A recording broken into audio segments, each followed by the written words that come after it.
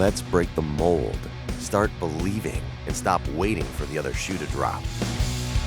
Welcome to Wild on 7, presented by Pilot Games. We're here until it's here. And welcome back. This is Stanley on... Wait, we're going to have to rewind that. No, you guys we guys can rewind that. just plow ahead. Just Wild on 7th. This is Wild on 7th now. What is that all about, Kinger? Well, we got called up to the big club. We got cough buttons on our microphones. If you wait here, hold on. Did you hear Barely heard it. Yeah, that's the big time It's the stuff. National League, baby. Yeah, this no more stopping at Casey's for breakfast pizza on the way up from Iowa. We are in the show here on Wild on 7th. But the premise of the podcast does not change at all. So Stanley on 7th, close your eyes, everybody. We should actually, I'll introduce myself. I'm Ryan Carter, color analyst for the Minnesota Wild, formerly played for them, White Bear Lake, #one of us, and I want to see that Stanley Cup parade down 7th Street. And Kinger, introduce yourself a little bit. For those of you might recognize that voice a little bit if you haven't heard the podcast in the past. If you haven't, shame on you. Hit that subscribe button. Make sure you like this stuff. But John King, he's got that soothing voice, Mr. All Hockey Hair, the brainchild behind that. Tell us about yourself. Yeah, this will be complicated for you guys because you're going to want to push speed 1.5 whenever I talk, but then Ryan's normal, so I guess you'll have to deal with that. Yeah, I used my 15 minutes of fame to judge adolescent boys' hairstyles, so I'm beyond product myself, which is good. You reach true hair transcendence when you use no product at all. So are you a blow dryer guy? On a really important day, yes. I didn't do it today, no offense to the podcast, but it's mostly, I will future episodes. Well, you can use the headphones to hold that hair back a little bit. It looks good. Yeah. Do you just for men? Because it's not as gray as I thought it should just be. I'm hanging in there with the color. So the premise of the podcast does not change. We like to be lighthearted. This is a fun podcast. It's less X's and O's hockey, but I mean, it's a Wild podcast. It always was a Wild podcast. So we're going to talk about Wild stuff. But at the same time, it's about changing the tune, changing the vibe. We believe that the nervous energy, and if you watched the Vikings game yesterday, it was Vikes versus the Motor City Kitties, Detroit Lions. I know that you guys had these feelings. It's like innate in Minnesotans to be afraid to invest in the club. Yeah, there's all this hype that the Vikings are a Super Bowl contender. They got KO, whatever, the new coach. He's an offensive juggernaut. He's brainchild of McVay. So it's just going to be an easy season for the Vikes. The Motor City Kitties come into town, and the Vikings find themselves down 14. Everybody had these thoughts like, here we go again. This team stinks. We're going to lose. I can't wait to see it. Throwing stuff at the TV, getting upset. Here we want to fundamentally change that belief and keep the faith. We think that in the building, players can feel that energy, and there's a conscious effort to believe that they will get the positive outcome, to believe that they can come back and win these games. The Vikings did. We take full credit for that. We are changing the narrative around Minnesota sports with the cognitive beliefs or thoughts of each individual one at a time. And I think last year, if you rewind to the regular season, it was a phenomenal year, an exciting year. Yeah, they had some star players, but at the same time, it just felt different in the rink. Like you never felt that they were out of a game. You never felt that they couldn't come back from a 2-goal deficit to 3-goal deficit. Do you think that bug came from my laptop? Was that on video? Did you guys get it? Ninja. Did you get that with a toothpick? Ninja. In my hand, I just caught it. Stanley Cup champion. Oh, and it flew away. And I got it again. Did you guys see this? This is unbelievable. Tell me. We got first shout out to our boy Huss, the producer. They did a great job with this set. Looks phenomenal. I'm going to rub it together. Would be great. I just caught that thing out of air twice. This is phenomenal. Hey, that's the kind of things that happen when you're in the NHL. You know what we'll call that mosquito? Doubt, worry, fear, shame, because that's what we're breaking the mold on here. And we caught it, and it slipped from our grip for a moment. It did, and that's going to happen throughout the season. it's going to happen, and you got to press ahead. Oh my You got to God. believe. This is meant to be. This is all part of the belief. This is meant to be. So Stanley on 7th is now Wild on 7th. And with that, we've got a new big sponsor. It's Pilot Games. We're excited to have them. So this podcast, Wild on 7th, presented by Wild Games. That is official. It's got a nice little ring to it, Kinger. Yes, Pilot Games, I think they're the people responsible for the cough buttons, these microphones, this great studio, neon signs. So thank you so much for leveling us up, and we will level you up the rest of the way. Well, if you want great things, you need great partners, and Pilot Games will be that. Yes, that was fantastic. So let's get into some of the more important stuff. It's, the training camp is here. There's a buzz. I think the team is exciting. It's a different training camp than ones in the past. We'll get into that in a minute. But the official kickoff to the hockey season is the golf tournament the day before training camp starts. So good. And you were able to play in that. Some of us had to work. True. Yeah, we did By a that I mean foursome me. because we care about the Wild Foundation, which supports children's health issues. So we did buy a foursome, and I'm going to tell you a little trivia about who I got to golf with. So this is not two truths and a lie. These are all true. It sounds like a script McConaughey's agent would slide across the table to him. Before we teed off on the first hole, I was told a story by this Wild player of a recent trip to Sturgis on his motorcycle.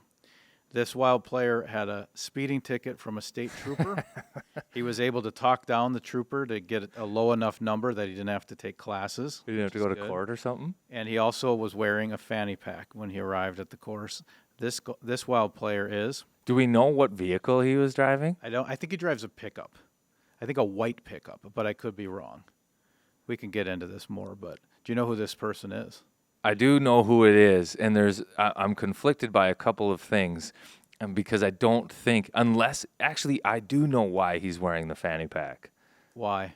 That's the only place to keep the grooming materials necessary to keep that mustache tamed. Great mustache. No, his teeth were not in. That was the other thing. No teeth? He has a flipper, I'm sure, but no, he went full, just open, full mustache.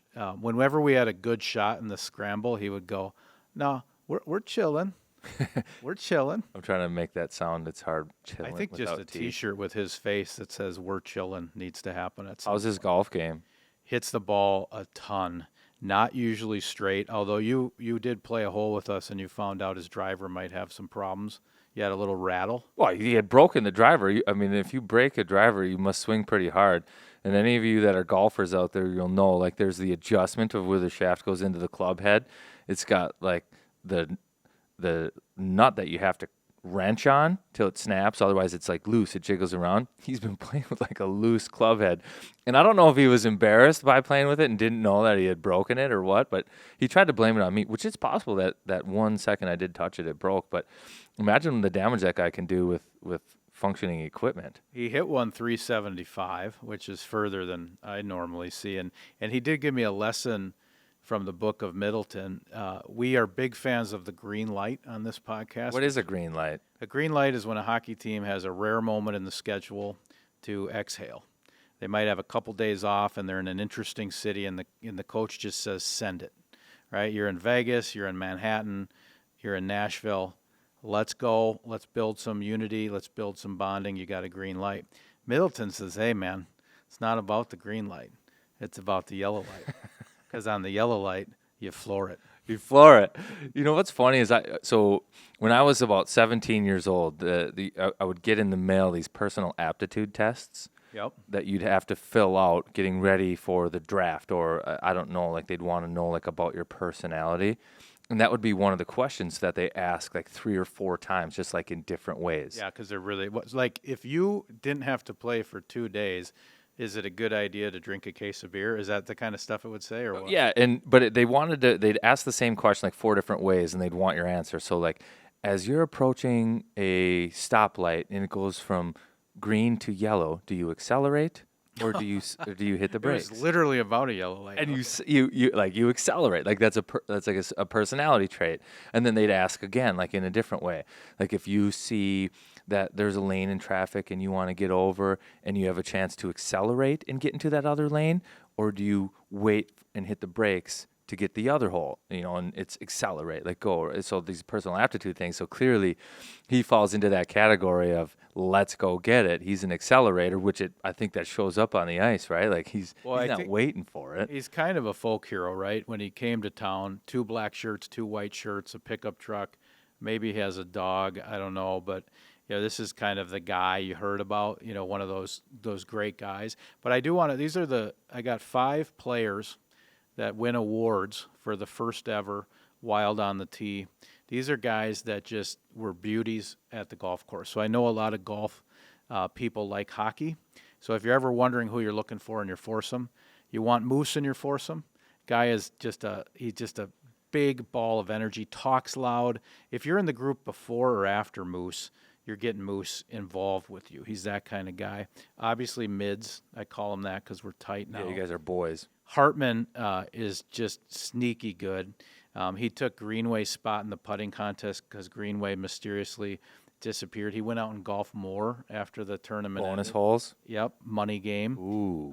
And then Greenway and Merrill, I think, stubbed their toe somewhere in the tournament and were not hanging around much afterwards. So I think they were active on the course. They were fun to be with before they left. So my understanding is Moose, Middleton, Hartman, Greenway, Merrill. That's your pontoon boat. That's your fivesome. Those guys all win awards at the first annual Wild on the Tee golf tournament. A lot of pressure here, but you have the auxiliary cord. You've got the iPod, the music, the speakers, whatever you want to call it, on that pontoon. Those guys, what song are you putting on first? So we did this on the course. We started with Morgan Wallen, which was great. Then I pushed us to Zach Bryan, which was a little too, hanging around the campfire. And then we finished with Poison on the Poison channel and got all the hair metal going. And that, I think, really brought the group together, got us down to -11, top 10 finish. Oh, so this is your individual group. T10, yeah. Yeah, Sam Steele, by the way, his newcomer Sam Steele's group wins the golf tournament. Matt Boldy seemed upset about it. I think he's a golfer. I think he wanted takes more pride from himself. It was less about Sam and more about what he wanted to play better. Matt had more inside. They're competitive guys, and I think they do like the golf course. A lot of them play together. Another thing, so when I was playing, you'd be in these golf tournaments, and I always felt bad for the people that I was playing with, because everybody wants Kirill, everybody wants Spurgeon, Marc-Andre Fleury, and then there's a group that gets Ryan Carter, and I'm just like, hey, I'm so sorry, but let's at least go have some fun. You're with the guys, like the second sponsor of the pregame radio show. It's like a lottery, like who you get in those. Oh, Ryan, how did we get you? Oh, that's great. So it's either a lottery or there's a pecking order of importance. So we're you've got to be super stoked that you got your boy Mids. You call him that, right? We were looking for a folk hero. It wasn't. I did technically, no offense, Jake, but I did request Kirill, which I got an emoji back with all the teeth. Whatever that means. I think that means no way in hell. But Kirill rolls into the course and they go to get his clubs, and this is just so great. And he just says, "I don't play, no clubs." Eck, both bags put on his cart because he doesn't know if he's right or left-handed. I mean, those are 2 world-class hockey golf stories. The fact that Kirill he goes to the tournament without clubs, and Eck has both rental sets put on his bag because he doesn't know if he's a righty or a lefty. And I think he plays both during the day. Yeah, I got a photo of Ecker. So he's in his cart. The way it works, there's a foursome and then a player with each group. So it's the group usually rides together and the player has their own cart. Well, there's 2 bags in X's cart, one with right-handed clubs, one with left-handed clubs. He's just pulling out of each one. That's hilarious. No clue which way he plays. Kirill, I played a hole. No, I didn't. Did you play with him? I wondered how. I was pretty happy that his group was, we beat Kirill in golf. So technically, I've beat Kirill in golf. You've beat 97. I was in a group. It was a scramble, but I mean, your team beat Kirill's team. My team beat Kirill's team in golf. So my experience there was like a realization of how things change in such a big hurry. I used to be able to golf at those events. Now I'm no longer allowed to golf at those events, and now I just have to bring like a fishing rod and chase the shores and hope that like some largemouth bass bites. But they actually did. So I had to leave the clubs in the car, but I was able to catch some fish. But I ran around and was talking to some people, and I was with Evison's group at one point, and Great golfer, coach. yeah, he is a good golfer, and I asked him about Kirill's game. He's like, he is god awful. Like, and there was like no filter, like the worst golfer. And he kind of said that the first time Kirill grabbed the golf club, he kind of held it like a hockey stick too with his hands. So he's not a golfer. And then we get to Kirill's group, and they're saying the same thing. Like they're absolutely starstruck to be playing 18 holes with Kirill Kaprizov, and they still are able to say, yeah, he's so bad. So I've got 2 sticks with me as well, and we end up playing a hole like where he's shooting the puck with a stick. He's shooting the golf ball with a stick. Ah, I like that. And he was better with a hockey stick and a golf ball than a golf club. That's great. So he makes I think it was bogey. Par 4, he makes 5, and he putts with it, he shoots with it, the whole 9 yards with a hockey stick. And he makes bogey. And the group was like, hey, why don't you take his golf bag and you leave the stick?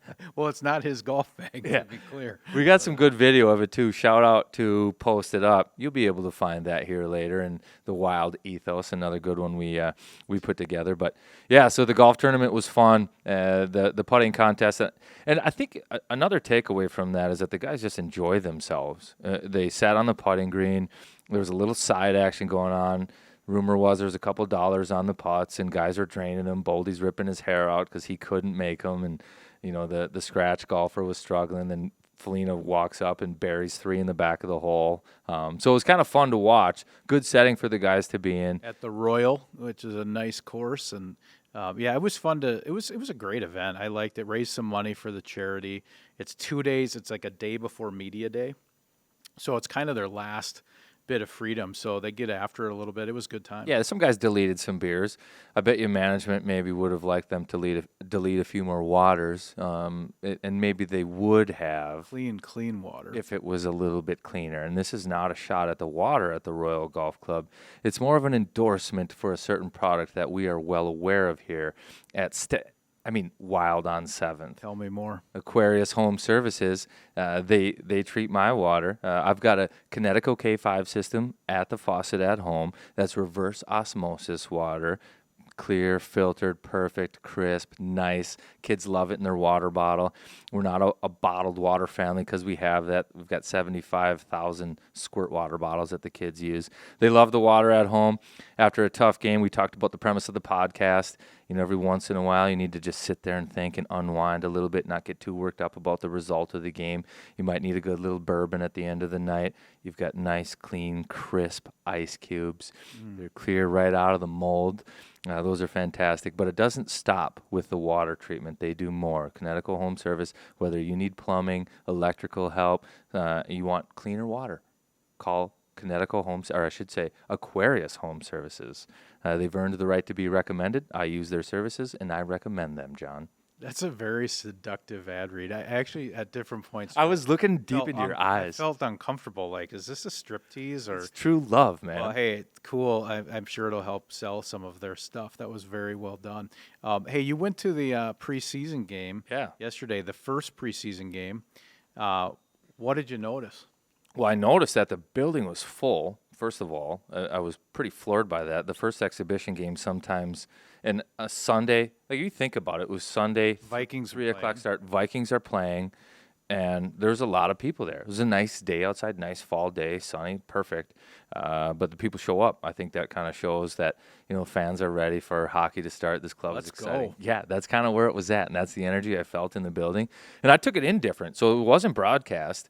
So I walk in. I was by myself, but walk in. I sit in my seats and took it in like a fan, and Kirill scores right off the bat, and you get the first shout of the year. Fans are getting into it. It was Kids Day, so there's kids everywhere. It was kind of fun, perfect timing for that. But the real thing to take in there is what's going on the ice, right? Like that's the main reason I show up to that and watch, because you got to take notes, what's coming. And one thing that stood out is what's coming is a lot of the same from last year. And, I think they set a tone. And camp is different this year than I think it was last year, than the year before. And I think if you look at the core, it's the same. But the messaging has kind of changed. It went from the buyout of Parisi and Suter to there's, true opportunity to be won and had, and that's on the top line, the second line, the power play. It was like a clean slate. And you guys go out and play hockey, and you can write your name up on that board on the first line, on the second line. And that's kind of rare in hockey, but it was true. Because of that, I think you saw guys last year and the year prior kind of have career years, breakout years.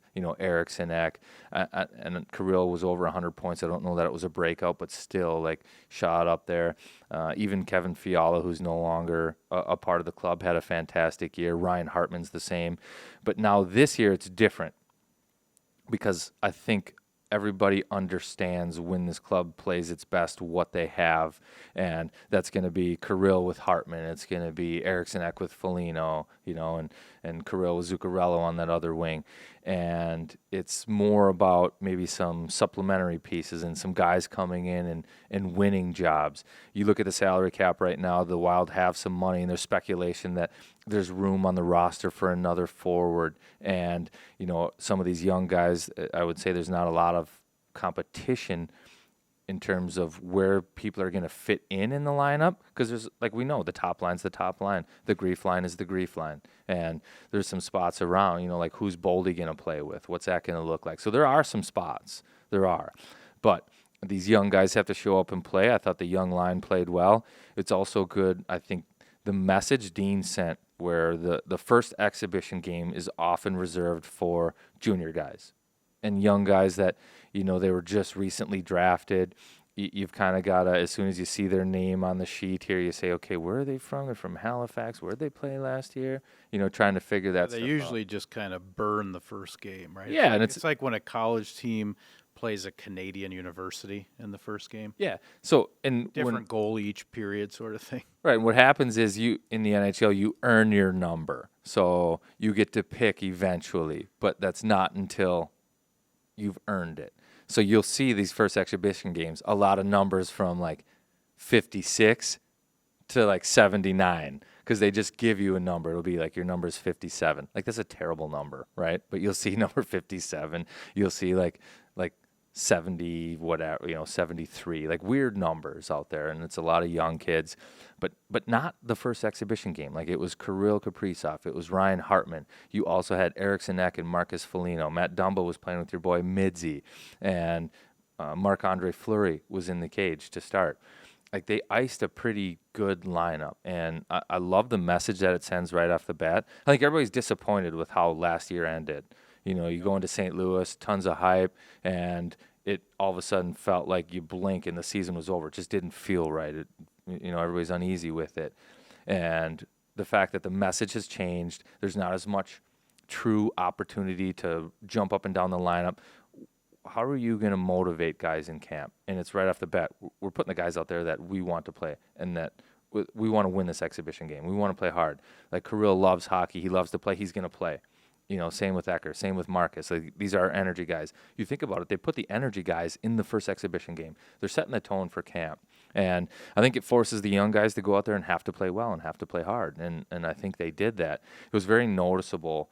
Rossi, Beckman, Chafee, some of these guys, the speed and the pace that they played at. Camp, a lot of times too, that first one's about getting the summer hockey out. You can't carry the puck up the ice. You can't cross the blue line, go east and west. It's getting back to some of the fundamentals, and I think the guys did right off the bat early. And they got to 2-0 lead. Colorado, they came back, and then it was exciting. And maybe we should get to the meat. This is what was maybe the best part. We've had a chance to see it of this game. Ryan Hartman, it was excitement. Things had changed. The energy in the building is changing. Everything is going great for Wild on 7th and the mantra that we have here on the podcast. But we also love to be entertained. And there was some pretty solid entertainment as Ryan Hartman scores that OT winner 3-2, send Colorado home. Sour taste in their mouth. Tell us about it. So we're going to share this with you all. But as he's scoring the game winner, there's a gentleman that decides to flip over the signage and apparently should have fallen to his demise in the Zamboni tunnel, or maybe landed on Nordy, who appears to be down there. But a surprise to everyone, as he flips over the board, his hands continue to stay onto the board like when you're watching a movie and a guy jumps to another side of a building and catches on the windowsill, and you're like, no, that could never happen. It's impossible. It is possible because it happened last night during this game, and he flips over. I don't know if he's wearing a Duham jersey or a Boldy jersey because the 21 and the 12 are flopping through frame like an American Ninja Warrior. It is a hot start to the Wild season. The two fans next to him grab his arms and lower him down like Inspector Gadget to the ground, and maybe this is a really awesome promotion from Red Baron. No free ads because they're not sponsoring us yet. But whoever this Marvel Universe character is in section whatever, he's a hero. What is Red? Hey, what is the shout out to Hussey? Fantastic producer over there. Nice work. We've got a button bar. That's another level that we've leveled That's up. Pilot Games, man. We've leveled up. Pilot Games is just spoiling us rotten. I had to watch that video of the fan jumping over like 5 times because you see different details each time. Like, was it on purpose?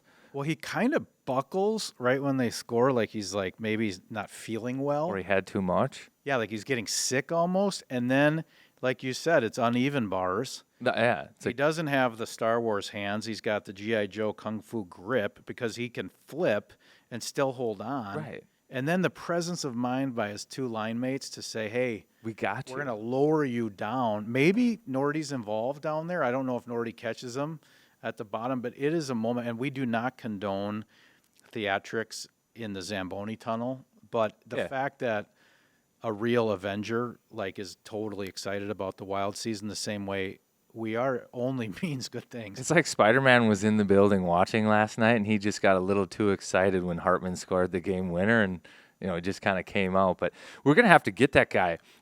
He's coming on the pod, and he's going to do Let's Play Hockey. Yeah, he's the official kickoff to the Wild season. Like, that's what we need. He could do Let's Play Hockey and just jump off the little stand up there and then, land in all fours and run out to the concourse. What is Red Baron's? Isn't Red Baron like a plane? Pilot. He's like a pilot. So this dude was basically like a parachuter out of Red Baron's plane right there. Yeah. That was maybe it was creative marketing. He is the Red Baron. He picked the wrong game, though, because that wasn't broadcast. Our internal crew was able to catch that one, so shout out to those guys for the video. Amazing job. You guys are you're wearing the letters already pulling that clip. That's podcast gold. Thank you. Yeah, that is fantastic. So a slice of pizza, you know what doesn't go good with a slice of pizza? Caramel dip? Caramel dip. I'd prefer caramel dip. I don't actually know if that's true. We should try it. We will. So our other sponsor, Jimmy's Salad Dressings and Dips. It's apple season. It's cold right now. We just went into our 6-month winter. And all you got to do is look for the apples. Because in most grocery stores, you're going to find a little tub of Jimmy's caramel dip. This stuff will turn pretzels into Christmas cookies. You can make apple nachos. You can drizzle, which just in general, drizzling is good. And it's a Minnesota company from down in Stewartville, 3rd generation. As I like to say, don't ya be messing with the dressing. That's Jimmy's Salad Dressings and Dips. Get some caramel dip as we go through the height of apple season this fall. I want to get into this because you had told me to dip pretzels into that caramel dip. Did you do it? I did, and it was good. Yeah. But then we got into a little bit of a debate on apples and what's good with caramel dip and what's not needed. But now, as I recall, that was about an 11-minute conversation about apples that I don't think Pilot Games or the Wild would want us to revisit. But what came out of it was that if something's good, is it possible to make it great? What if we had apple-flavored pretzels that we could dip into the caramel? Or put bacon on So if there's a pretzel maker out there, try experimenting with apple-flavored pretzels. And then put it in the caramel? And then we'll eat it in the caramel. That's going to be unbelievable. I like that. If you think of last season for the Wild, was a very great season. Sweet. A lot of records. So we have to ask ourselves, did we overachieve, or can we have an even better season this season? Yeah, And we're I not think- satisfied. I think we can. Yeah, we're not satisfied. And you know who else isn't satisfied? Some of these young guys. We just got through talking about them in training camp and what they're going to have to do. I think there's a short list of guys that are kind of under the microscope right now that are going to have to take that leap. Kevin Fiala and his 80-some points are gone, and there hasn't been a rostered player that has filled that void yet. So is Boldy going to step up and increase his production? I think everybody they're placing their bet on, yes, he is. How much, that remains to be seen. And that might be tied to some of these other guys that are going to have an opportunity to play alongside Boldy. One of those guys is going to be our guest here on the podcast, Adam Beckman. And he's a fun dude. He's a young guy, good player. The Wild traded for him. And he's a guy that the Wild targeted at the draft, I think 4 years ago. He was a third-rounder. They go out. They have to trade for this third-rounder from Nashville because they've got Beckman targeted. They select him, comes into the fold. He continues to have a great year after that draft and has 107 points in junior, led the league in scoring. And then all of a sudden last year he comes to camp, kind of green still, junior player, but some buzz. Like he's the kind of guy that can produce. He's a shooter. He can score. Has a great camp, works hard. He had scored a couple of goals, willing to do anything. If you recall, unfortunately, maybe the thing that sticks out in my mind the most of his training camp last year was the fact that he dropped the gloves. Not his role. No. But you still love the fact that the guy's like, all right, I'll do whatever it takes to make this club. Like he's sending the right messages, right? Like, I want to be here. I'll do what it takes. It didn't go well for him. No, I'm excited. A lot of these young guys, they grew up on video games and texting, and I've just, everything I've seen around Adam is he's just got a big personality. He acts more like the Mooses and Middletons sitting by the bonfire, or Hartman going out for an extra 9. And to bring that type of energy into a room when you're that young, I think that's a huge leadership trait, and we'll have to see, how it plays out for him this year, looking for that kind of one of those last couple spots. Yeah, and that's what we're going to talk to him about. Like what's changed? What did he learn from last year? Does he feel pressure to be something he's not in the locker room? I think naturally, from everything you hear, he's going to be one of those guys that's like Matt Dumbo, where it's high fives, it's pump you up. He might even be a guy like Marc-Andre Fleury, where there's practical jokes, and it seems he's comfortable doing that stuff already in the locker room. But he also has to provide on the ice. Like, it's great to have energy and bring it in the locker room, but you have to be good on the ice too. I think he checks that box. He was good in the exhibition game. I think a little experience in Iowa last year, able to learn the pro game. He's coming into camp. He's one of those guys that's under the lamp. He's heating up. We'll see if he can make it, but let's get to know the young man. Let's bring him out. All right. Well, hey, listen, we've got our man with us now, Adam Beckman. Adam, thanks for coming with us, man. I think we'll give everybody a little intro from you. Canadian boy from Saskatchewan, right? Yeah. Tough guy. You grew up playing in the WHL, give us your route real quick. Canadian, BC, Saskatchewan. How'd it go for you, WHL? Yeah, so I grew up in Saskatoon, Saskatchewan. Played most of my minor hockey there. And then when I was in midget, which is like U18, I think it would be like here, I moved to North Battleford. It's a town just about an hour north of Saskatoon, and I played my midget there. And then I was drafted to the Spokane Chiefs as I think was 15 years old, and then played a couple of games there when I was 16, and then when I was 17, I kind of stepped into the league and then played 2 years there, and or 3 years there, and then now I'm here.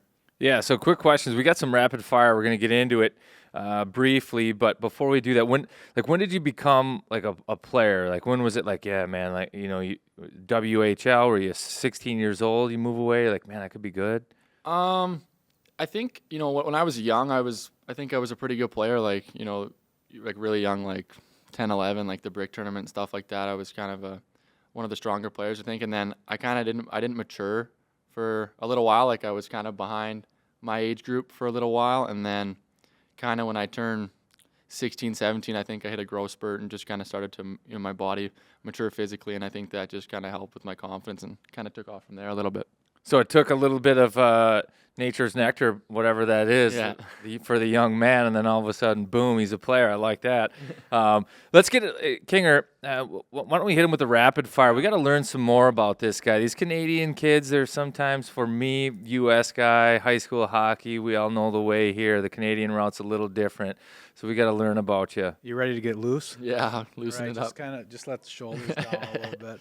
This is rapid fire, so it's just bang, bang, bang, quick answers. Nickname? Bex. Weirdest thing in your overnight bag? Ooh. Probably like those tooth flossers. I guess that weird. I don't know. What do you listen to in the car? This year I've kind of turned into like a radio guy. Kind of like to see what's going on, but mostly country music if I'm on the aux. It's your birthday. Where are you going to dinner? The Keg. If you guys know where that is in Saskatchewan, Canada. It sounds delicious. If you could have a green light in any NHL city, where are you going? I don't know if I've been around long enough, but probably somewhere like Nashville or somewhere in Florida. Hockey jersey you had as a kid?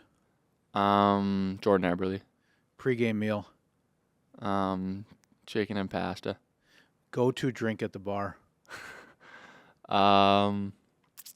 Probably just like a Bud Light or something like that. Perfect weekend. What are you doing? Probably up at the lake. I was kind of jealous watching those Instagram videos a couple weeks ago. The boys wake surfing and stuff like that. So probably something along those lines.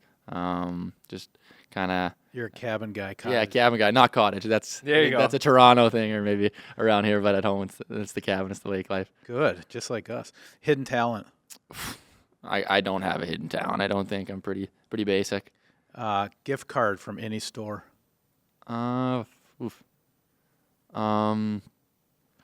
Probably like Best Buy or something like that. Last thing you binged watched. What's it called? Oh my God, Animal Kingdom. Oh, it's the best. Yeah, it's unreal. Love Animal Kingdom. Like the documentary? No. Have you not seen Animal Kingdom? No. Oh, it's unbelievable. It's just brothers and they're just zoo, like, sort of in love with their mother. It's just it's just dirty California. There's always something going on though. It's good. God damn, you watched Animal Kingdom. Ton of episodes I and like stuff like so that. much. I'm getting a 53 jersey. Buying clothes, where do you go? Buying clothes, like probably. That's a good question. There's not a lot of shopping at home. Abercrombie? Not Abercrombie. There'll be some people listening making fun of me because I don't mind it. They rebranded and their stuff's actually not that bad. American Eagle. not quite American Eagle. Why am I drawing a blank Well, here? Giovanni's downstairs, the new suit guy. You play good enough hockey. That will be where you do your shopping. Yeah, I right? saw You get that all the this suits morning. down there. The suits Custom down there. suits. Yeah, probably like Zara or something like that. Perfect. Two left. Favorite holiday? Christmas. Who plays you in the movie? Oof. Matthew McConaughey. Oh, well done. Welcome to the podcast, buddy. That's awesome. So let's get to number 53. Do you like that number? Yeah, I don't mind it. I think Tony, it's just kind of what I got when I came here. You'd be happy as all heck to wear it? Exactly, yeah. If I got to wear it, I'd be pretty happy. But, yeah, I don't hate the number at all. Like, I think it's a cool number. You get a choice. What number you picking? I wore 34 in junior, so probably 34. 34 is a big number in Minnesota. Kirby Puckett wore 34, maybe one of the greatest all time. But no, so we were talking about that. You know, you get your number in training camp. You show up. You wear what you wear. You've got a battle. Is this your third training camp or your second here? This is my third training camp, yeah. And you had exhibition games last year too, a good training camp. What was it like coming into camp last year? You know, it was probably a little different for you, kind of a young guy, something to prove. How was it last year coming in? Yeah, I think it was, it was kind of a weird circumstance. It just like with the years prior, like there wasn't really training camps. And I came to my training camp when I was 18 years old. I was just drafted, and obviously it's a little bit different at that time. And then coming into this past season, hadn't been around a lot, just played a little bit in the American League the year before. But, just come here and, try to make an impression and, just try and work hard and stuff like that. And I think that's kind of what my focus was, and that's kind of what my focus is this year as well. So it's not changed a lot. Like I feel like you had a good camp last year. You were able to score some big moments. They had some inter-squad games you were good in. You had the fight, and we'll talk about that for a moment. I think you made a statement last year. You came in, and that's I think what you have to do as a young player is make a statement, and everybody was aware. I think that turned into you got some NHL games eventually because of it. But it seems a little different this year, where it's like there's a little bit more maturity. I was able to watch the exhibition game yesterday. Like the pace is there, the hockey seems there. It's like, mentally, are you in a different spot? Like, do you feel comfortable going out and playing? Yeah, definitely. I think, even last year, like, I think a lot of things, just kind of went well for me, and it just kind of happened to be like that at the training camp, and I'm thankful for that. But I think this year for me, it's just, having a year, mostly in the American League and a little bit of experience in the NHL and even training camp last year, it just kind of helps you just keep things in perspective and kind of just know what you got to do to try and put yourself to the next level. And I think that for me, it's just continuing to try to be strong and just hard on pucks and doing the little things is the biggest thing for me. And that's kind of what I've tried to take into the summer, and I'm trying to bring it to training camp as well. Yeah, that's the hardest part about being a pro is all those minor details, Yeah. right? You can't just get your cookies on the power play, then go back to the bus and have your pizza and whatever, right? Like it's more of those details. How was Iowa for you last year? Yeah, I was good. I think that, there was, it's a ton of ups and downs. I think that, it's pro hockey, and it was kind of my first real experience towards it. I think, like, I played, 9 games the year before, but it was kind of a different American League. Like, there was a lot younger, and, a lot of guys were on the taxi squads. So just to kind of experience that, I learned a lot about what it takes to be a pro. I think I learned a lot about kind of the different ways, like, guys are successful. Like, I think that, it's not all about, obviously speed's important and stuff like that, but it's not also always about going as fast as you can all the time. It's timing and just trying to be, get into guys early and lean on guys and just kind of win battles different ways. I think that that's kind of the biggest takeaways I've taken, I guess. So, I thought you guys, the line you were on yesterday, you had a solid game, and now training camp, it's like turn the page. You got practice today, you're out there. And, the MO in Iowa was you practice, and Tim Army runs hard practices, and you'd be on the ice a long time. You're grinding out there again, extra session here today, more time on the ice. Like, is that something you feel you have to do, is just log a bunch of hours out there? Like, are you more comfortable saying, all right, this is about me and playing my best hockey? Or, where are you at mentally in that regard? Yeah, I think just kind of with that maturity, you kind of, again, pro hockey, you kind of learn what you need to do to, make yourself ready. I think, in training camp here, it's a little different, like you said. You played yesterday, and now today's worried about the practice today, and whether or not you're playing tomorrow or the next day, and just kind of take it each day by day, and just work on what you need to do to make yourself feel like you're making a difference and being comfortable. I think that's the biggest thing for me, is just kind of focus on the moment and continue to try and work hard. I want to know a little bit. I noticed your personality just when I've been watching you, and so it's 245 miles from Iowa to the XL Energy Center. If I'm riding with Bex, I'm coming up here, what are we listening to? Where are we stopping to get some food? Like, take me in the vehicle, and I hope it's a drive you don't make very often because you just stick with the club. But just give me let's go on a little ride with Bex. What are we listening to? Where are we stopping? Probably, in the beginning, listen to some music and then maybe throw on a podcast. I don't know if I can plug any podcasts in here. Yeah, for so, sure. Okay. Go for it. Just probably Spit and Chicklets or something like that. Throw that on for a little bit. Maybe listen to Ryan talk. But I'm trying to think where I'd stop. Depends what time of the season it is. You like the country music. What do you like on country? I like Morgan Wallen. I think that he's kind of the king of it right now. Luke Combs is good. Have you done any of the Zach Bryan? I know a lot of people that love his music and stuff like that, and I think he's good, but I haven't dug into it a ton. Like I said, there's some good songs, but I haven't sat down and really listened to it. I just know the popular songs, but I'm a big Morgan Wallen guy. Yeah, he's tough to beat. Things have changed. In Iowa, you guys fly a lot, or is it more bus? For the most part, in our division, we're bussing. I think we bussed to Milwaukee, Grand Rapids, Chicago, Rockford. But if we're going out of there, we're flying. California if we go out there. I think Winnipeg we usually fly, but there is quite a bit of busing, I think. But some teams I know some teams are flying for the most part all the time, but I think that we're kind of in the middle. Sleeper bus or regular bus? Sleeper bus. So it is a sleeper bus. Yeah, the submarines. Oh, wow. I wish I was on a sleeper bus. Yeah. Sleeper buses are rough though sometimes. Oh yeah, I don't know if you wish you were on one of those. It's not good. So where do you go up top, and then there's one underneath, or how does it work? There's there's like 3 spots in a sleeper bus, so kind of like younger guys usually are probably on the top, and it's pretty scary up there. And then there's a middle part, and then there's kind of like a bottom one, which is like pretty nice because it's pretty dark and kind of enclosed. Yeah, that's the ideal spot is the sleeping spot down below. Yeah. Yeah, and then if the bussy takes a hard turn or something that you don't go The flying guy off at the top. Yeah.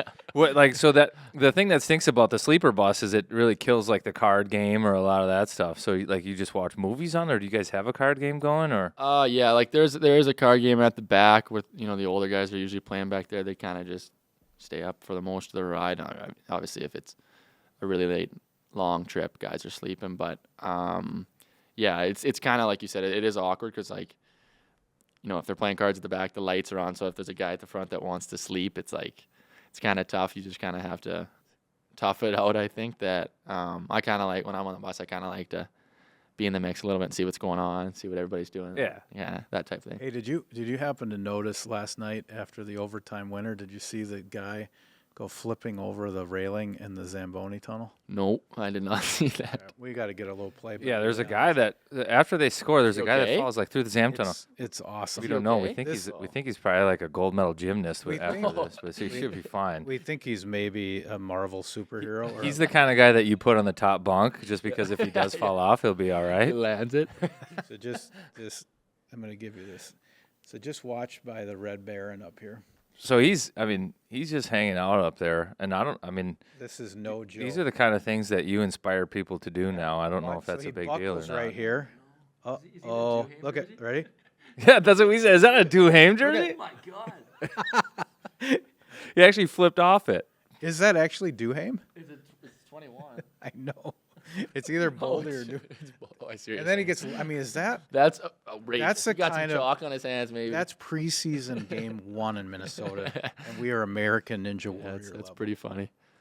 So how's the locker room? A lot of people talk about the culture, and now this is your 3rd camp, and Billy last year. There's the great video that it's about effing winning, and what is it like to come into a situation like that, and has it changed at all the culture in the room from last year to this year?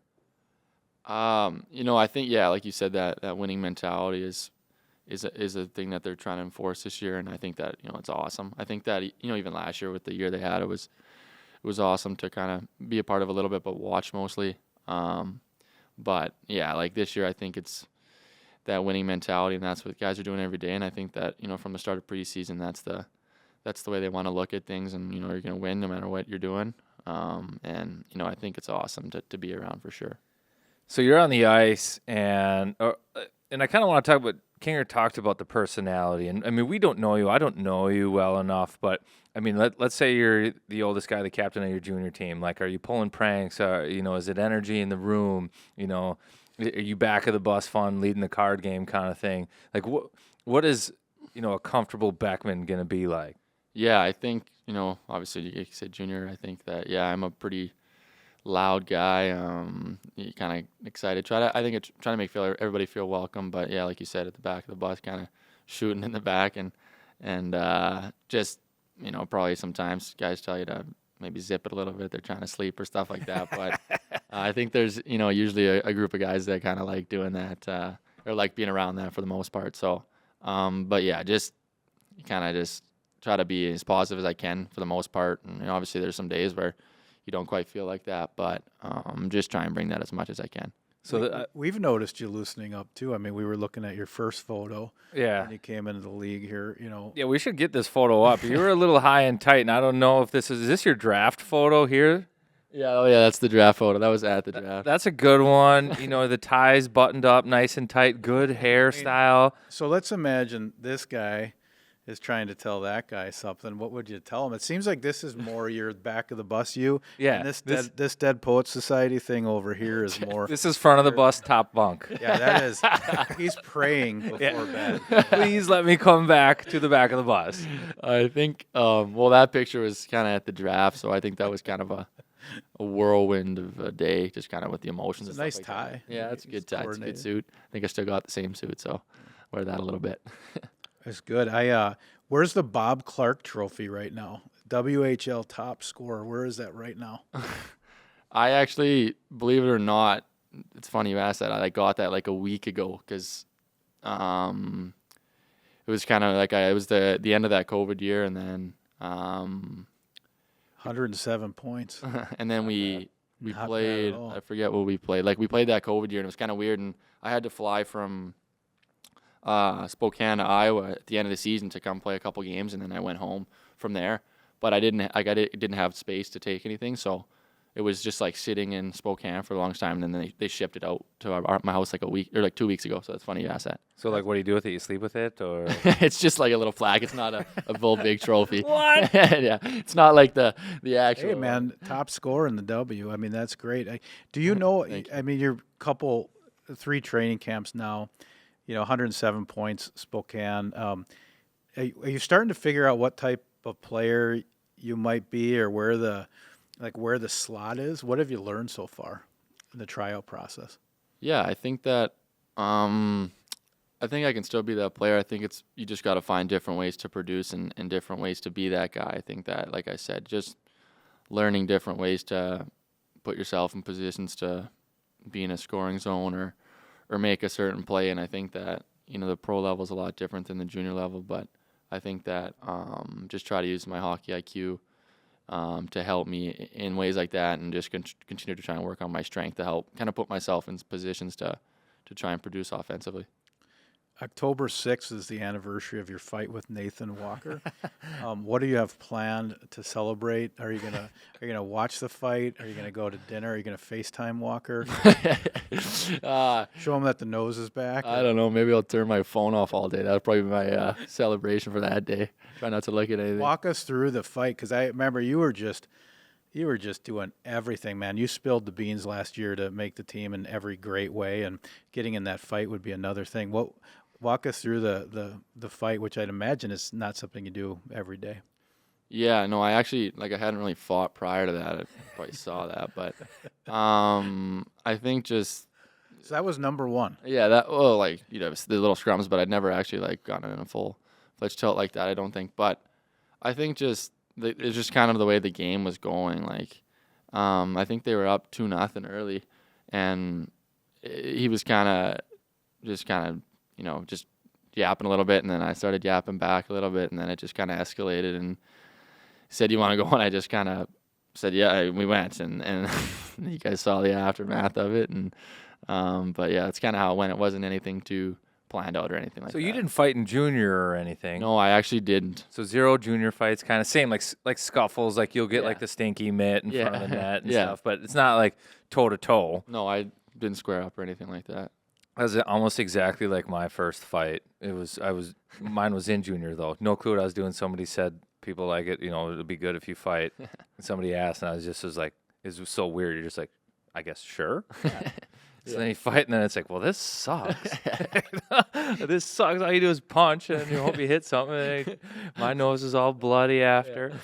So my first fight was pretty much the same. Now, that's not part of your game. When we talked about green lights in the quick hit there, boom, you're going into a new city, green light, going having fun, whatever.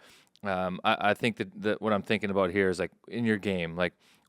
Your green light's not going to be like go out and fight somebody. It's going to be go shoot, go score. Like you're on a 2-on-1. Like what are you thinking? You looking pass first, or are you looking shoot, or vice versa? Like where are you going with that? Yeah, I think that I find I think that I think I have a good shot, and I like to work on my shot and stuff like that. But I think I'm kind of a 50-50 player. I like to pass or shoot. I think sometimes you get caught up in just trying to shoot and shoot and shoot. Yeah. But I think 2-on-1s are funny because it's every kind of team tries to play the 2-on-1 differently. So you just try to kind of have to read off of it. Obviously, if you feel like the pass is there, you got to make it. But there's nothing wrong with taking a shot on net as well. Yeah, for sure, man.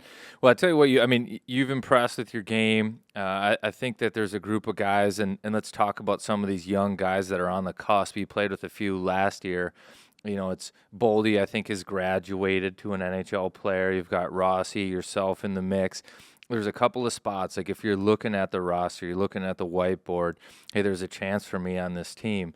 Let's talk about some of the guys that are knocking on the door. Like Rossi, chemistry with those guys, how they play in Iowa, is the game transition, your game transition, how, give us some insight on those guys. Yeah, well, like obviously you said Bolds. You know, I played with Bolds in Iowa the year before a little bit, and then last year at the beginning of the season. And you know, he's just such a talented player, and he's just so smart on the ice. And obviously, when he came up here, he kind of just didn't look back. So you know, you guys have seen it. We've all seen it.